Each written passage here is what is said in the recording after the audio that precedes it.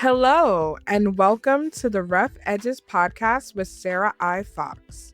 In this podcast, I will guide you through my faith and mental health journey to dispel the stigma surrounding mental illness and to create an empowering resource for those who wish to discover more about these topics.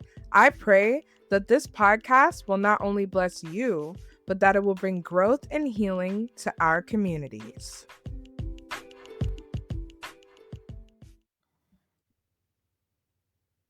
Hello, everyone, and welcome back to another episode of Rough Edges. We are continuing our men's mental health series, and I am so excited to introduce my guest today, Mr. Donal Cogdell Jr., also known as Reflect, and he is a passionate educator, hip hop artist, motivational speaker, and social justice advocate.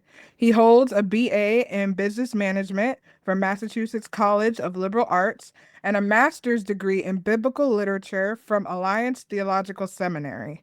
Donal has long been driven to make a difference in his community, the church, and America as a whole. In pursuit of this goal, he has worn a great many hats.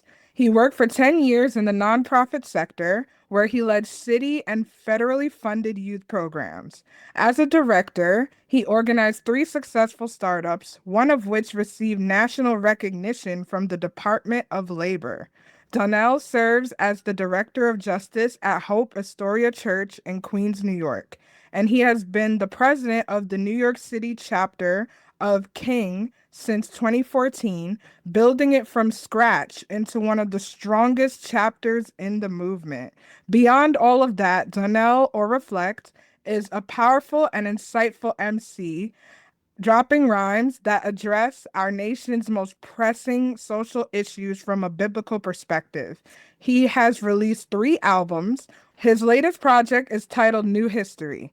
Donal aims to be a pioneering Christian leader, and in the spirit of community reform and revitalization, he hopes to one day open a school focused on empowering African Americans to fulfill their potential and make a difference in the world. In his free time, Donal enjoys writing, jazz, debating sports, and playing basketball. Welcome, Donal. Thank you. I'm honored to be here. Yes, It's amazing. Thank you for having me. I am so happy to have you here. And before we get into our discussion for today, I would like to know, what are three things that you are most passionate about and why?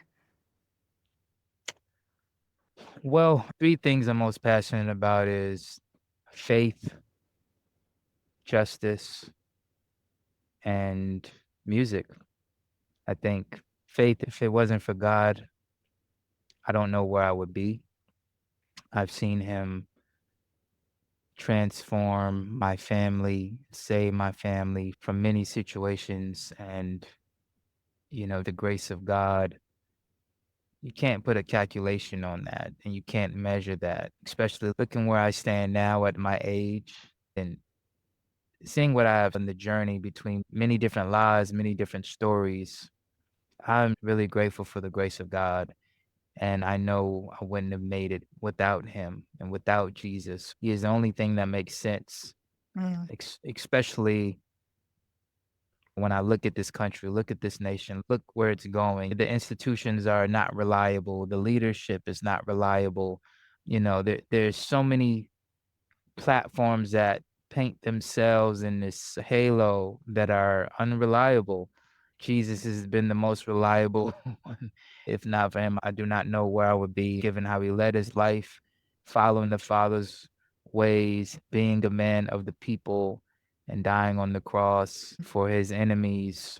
It's just, yeah. So I think faith is passionate about that, just in my personal worship and defending that. And really, faith is an audit on our society. And mm, that goes to the second thing, justice. Justice comes from God. If God does not give us the cues of justice, then we are no different than animals, no different than the speck of sand. Being a black man, raised in this world, I am so grateful that I serve a God of justice, the God of Exodus, that heard the cries of the Hebrews, mm, that made the greatest commandments to love him and then love your neighbor, despite all the chaotic messiness that kings and even prophets got involved in. His justice always brought us back to reality and what shalom is supposed to be, what peace is supposed to be in this life. And so I'm really passionate about that. I've been like that since I can remember, just the fairness, equity, and equality that we're supposed to have. And I think God has put that in us for a reason. I'm grateful I get to do what I do as a minister. And music. I love hip hop. I grew up in a household. We had all the records by the stereo and a family that loved music. There was the OJ, Sade, LL Cool J. I had a mixture of soul, R&B, gospel. Eventually, my family would start going to church and throw away all those classic albums. But there was a love for music. My love for hip hop, the lyricism of it, the craft and poetry. That's why I write. I love listening to music. I love writing music. And that's a big part of how I express myself. So I think those are three things that I'm very passionate about. I resonate with all three of those things, Mm. especially with faith, because faith is definitely an anchor for me, also, the hope that we need to keep going. And I also love your love for justice. I'm also the same way, especially being Black, especially in Yeah. America, really fighting for the rights to have equity and equality, but to also just exist in a Yes. society like with the freedom that we're all entitled to have. And then lastly, with music, I also love hip hop. You're talking about the classics, Mm-mm. also really into Kendrick too. He's running Yeah. things right now. So all of Great those. artist. Yes, definitely. Thank you for sharing that. Today, we're talking about men's mental health. This topic is really important because not a lot of men actually get the opportunity to share their voices and their feelings on this topic. What are your thoughts on the stigma surrounding men expressing their emotions and seeking help for their mental health? I think it's a tragic tale when it comes to men and the stigma around their emotions and seeking help. Studies show that men are more likely to die earlier. Even ways of suicide can be more violent. There's more danger and risk when we look at men and how they handle their lives recklessly because of their pain or suffering. If anybody needs that mental health a little bit more, Mhm. um, men need it. Men who are more likely to go to war, men who are more likely to fight and harm themselves and others, use the strength that God gave them recklessly to exploit and hurt others.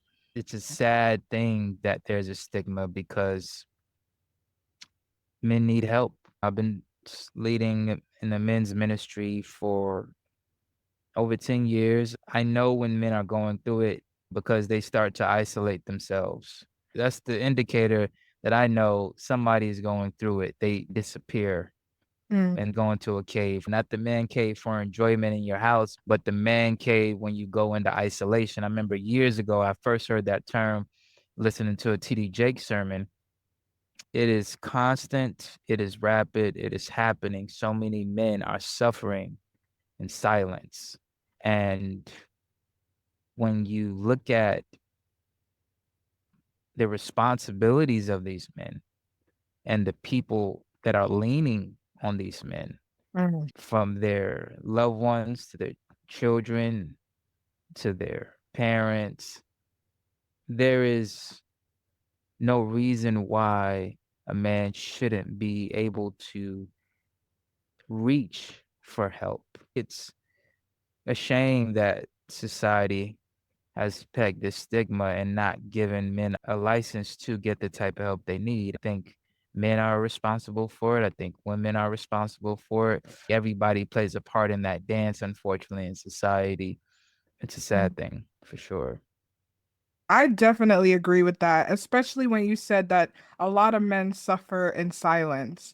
And I think that's the most heartbreaking aspect of it because men have a lot of pressure on them, especially to Yes. be providers and leaders and trying to be that stability for not only themselves, but their friends, their families. There's a lot that goes into that. Be forced because of societal norms and expectations to hold all of that in and present yourself as this strong masculine presence 24/7 and not be able to have the opportunity to express your emotions. Like, why is it normalized for women to cry or Mm. express their anger or disappointments? And with men, it shows up with aggression because they're not allowed to express what they need to. It is tragic. Yeah, very much so. And that's one of the things we talk about in King. What does true biblical manhood look like? What is a real man? Because often that he's a real man is associated with false stereotypes of strength. Strength is a real man that gets money, a real man, has a lot of muscles, a real man. It gets even silly. Real man doesn't eat salad. That's rabbit food. You can be shamed for eating salad as a man, things like that. Real man gets a lot of women, like these false narratives that we believe. And real man fights. Usually, men are not encouraged or rewarded for sharing their feelings, but they are rewarded for being angry Mm. and for fighting. They're not rewarded for being sad.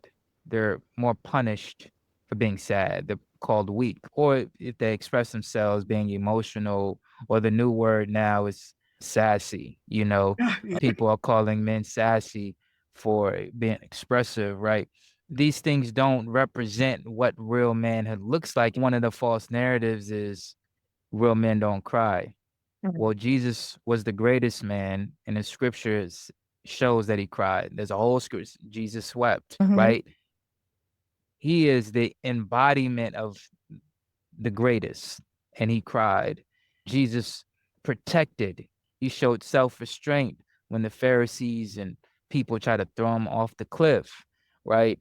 Jesus could humble himself, submit, allow himself to be baptized by John. Like there's so many examples of Jesus breaking the false stereotypes that men live on today.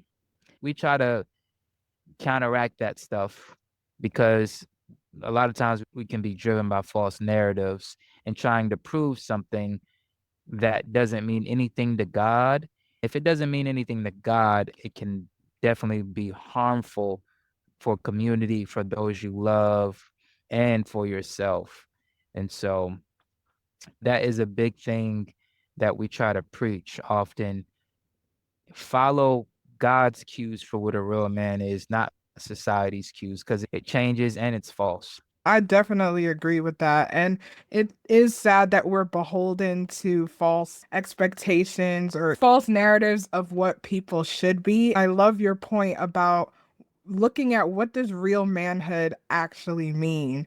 And I would love to hear about your experiences in seeking support for mental health. What was that like to get to a place to seek support for yourself? And how did you overcome any difficulties with that?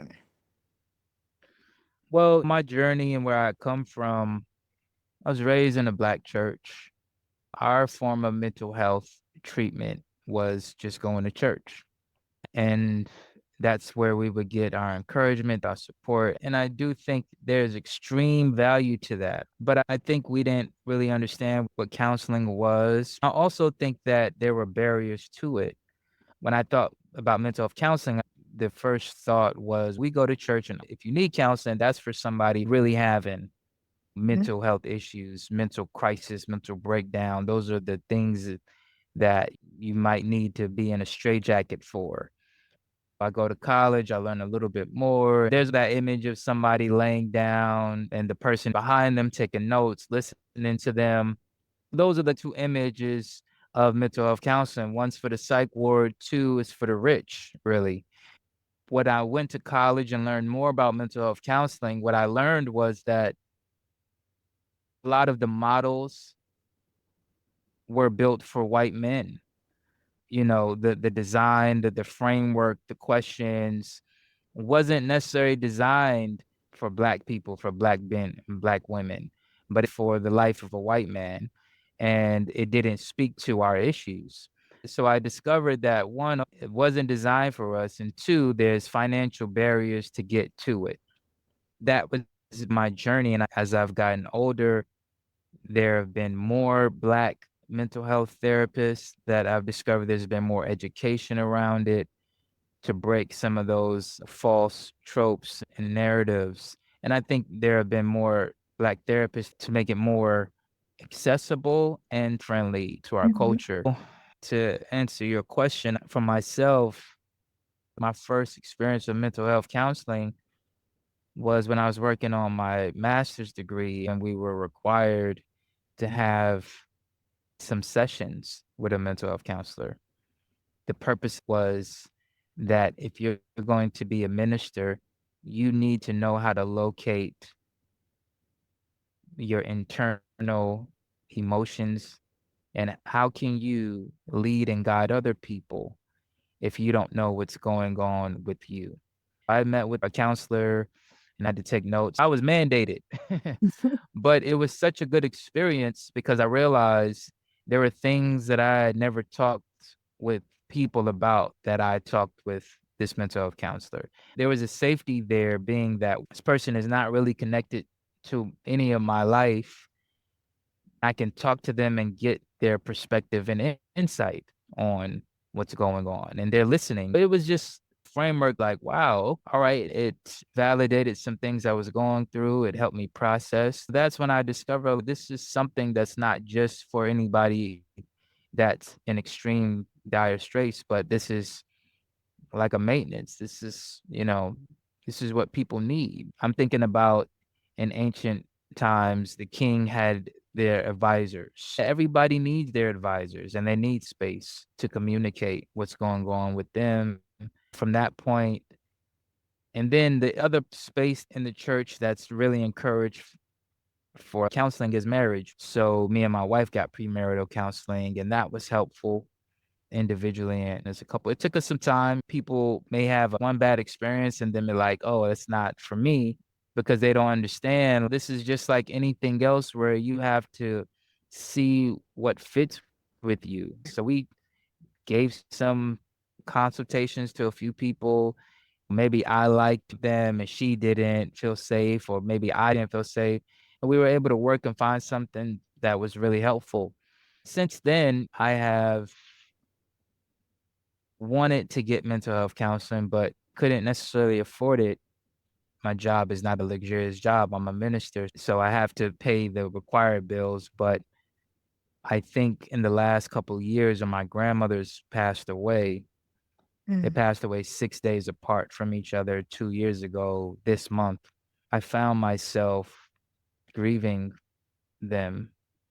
I had to facilitate their funerals for my parents, and I try to take all that weight for my parents. I organized 2 funerals within a couple of months. It was hard, and it's still hard. I kept working, I kept living, but part of me was being suppressed. The parts of me that like to create. Part Mm. of me was very irritable because I didn't like how it happened, and there was injustice to how one of my grandmothers died. I was in this bargaining phase, shame phase. It wasn't till like 4 or 5 months ago, I was driving around with my wife and listening to this song. Maybe it was 3 months ago, and I just started breaking out crying. The song was by Jay Moss. It was like, "Everything's gonna be okay." Tears just started running, and I couldn't pinpoint what it was Mm. for me. She had to pull to the side, and I cried for 10 minutes. I've started journaling, and that's been helpful. I reflected and I said, I haven't written a song in a year. I haven't done like, what is going on with me? And then I figured, yo, my grief is still impacting me and suppressing me in ways that I'm not aware of. Mm. And so that's when I reached out and I got mental health, a therapist to help me through it. Hello again. Before you dive into the rest of today's episode, I just wanted to say thank you so much for your support and for hitting that play button. If you want to expand on that support, here are three ways that you can do so. One, leave a review. If anything in today's episode resonated with you, or you would want to share about how the podcast changed your life, you can do so by leaving a review on Apple Podcast or Podchaser. Two, check out our shop. The Rough Edges Shop is a faith based, women of color owned online shop where you can get a variety of products from tote bags, journals, t shirts, and more. 20% of the proceeds go to a mental health organization. So check it out at roughedgespodcast.com/shop. Three, connect on social media. Rough Edges is on a wide variety of social media platforms, including Instagram, Facebook, YouTube, TikTok, and more. If you want to connect outside of listening to the podcast episodes, you can do so on these platforms. If you have any questions, you can check out the episode description or stay to the end for more information. Now, enjoy your episode. When my grandmother's passed, I did get some therapy, but it wasn't helpful for me at the time. Now, it's really important for me to find a Black therapist because I don't want to have to explain certain things in culture that shouldn't have to be explained or that I have to try to convince you of, for Yeah. you to say something that isn't appropriate for you to say to me about my experience. So, that became important. And I found that it's hard to find or access is low. When my grandmother's passed, I recently made very intentional efforts to get therapy for my grief, and it's been helpful. It's been very helpful.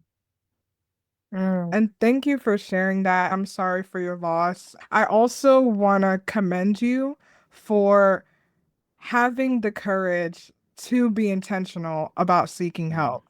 Because a lot of the times, like you mentioned, we go through so many strenuous processes and experiences in life that it could almost feel suppressing to certain things that we love to do. You Yeah. mentioned that you haven't written a song in a year because of everything that was going on.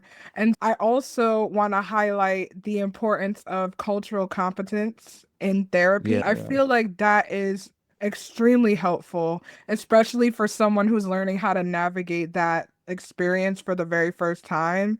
And to Yeah. resonate with you, I also grew up in the Black church, and that experience, like you said, it's all we need is Jesus, all we need is prayer, all we need is the Bible. Mhm. And what happens when you go through a trying time when you need the Bible and to talk to Right. someone else?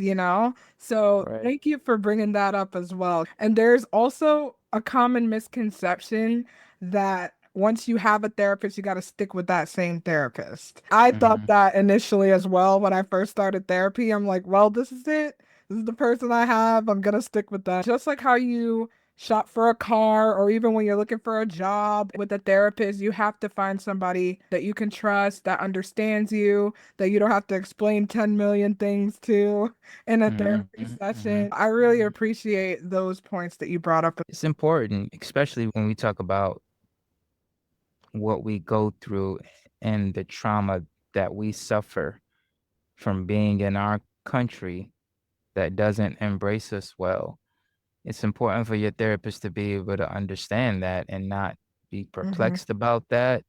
And that type of empathy you cannot manufacture. So, yeah, it's very important. So I'm praying for more Black counselors such as yourself and also more access because I think it becomes very difficult with the health insurance, just creating access lines. My prayer is that your everyday person can get that counseling. Mhm. The people that are working class, feeling the brunt end of injustices of these corporations and the bureaucracy and the institutions that don't necessarily honor or treat them well, that they would be able to have access to good quality counseling from people that understand them, people that love them, people that care about them. But there's so many hard things to make that happen, you know. I really appreciate this conversation and what you're working on.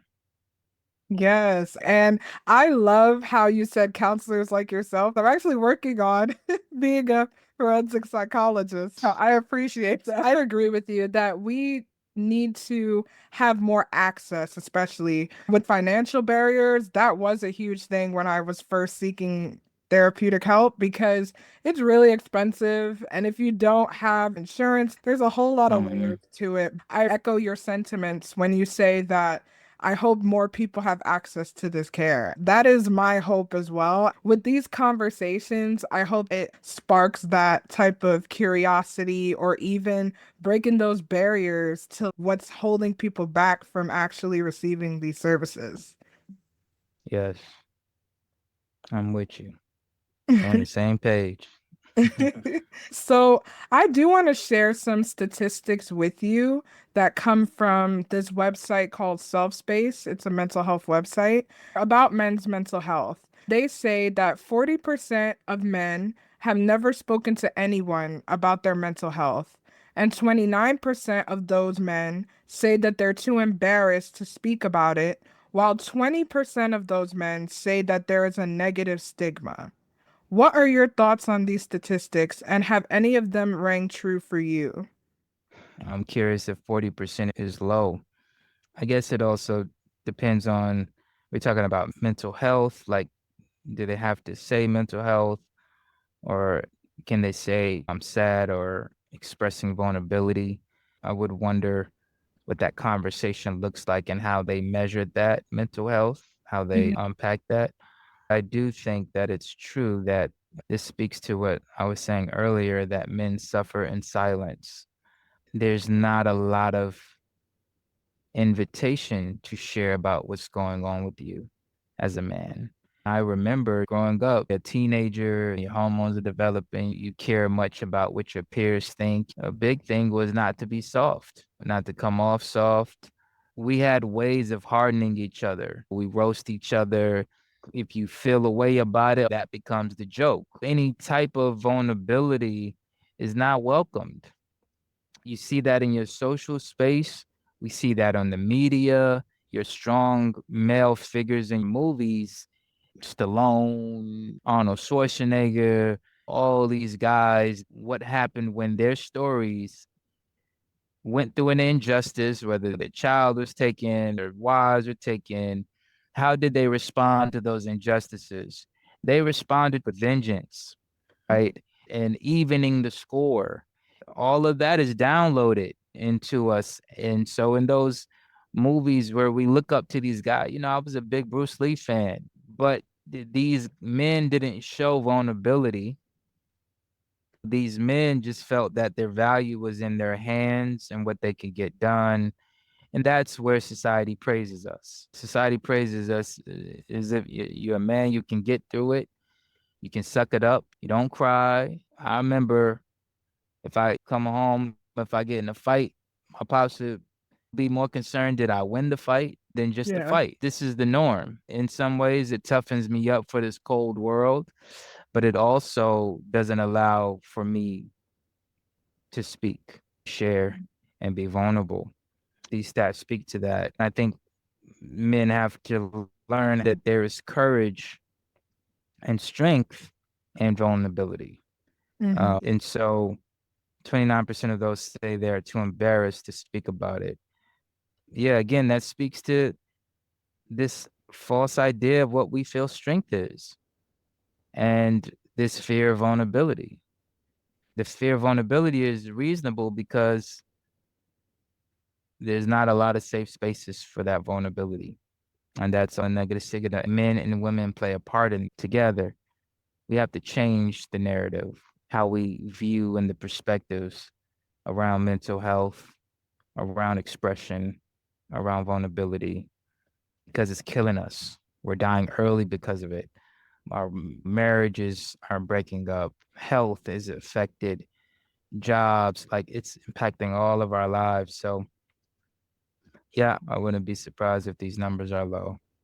I definitely agree. I was a little taken aback by the percentages, but I think that might be largely in part with the mental health conversation going on. More people are talking about it and are mental health advocates, and Mm. numbers might fluctuate depending on the conversation and how that moves. I do agree with you, though, that there is power in vulnerability.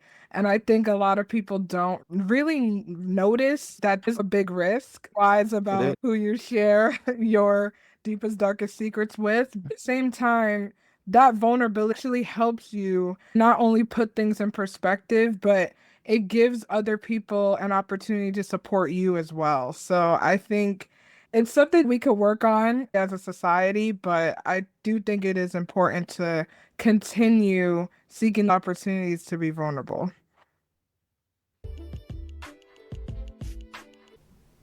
Thank you for listening to part one of this episode. Stay tuned for part two. Thank you for listening to another episode of the Rough Edges podcast with Sarah I. Fox. If you want more updates on the podcast, you can follow on Instagram at rough.edges.podcast, or you can visit the official podcast website at roughedgespodcast.com. Thanks again for listening and have a wonderful day.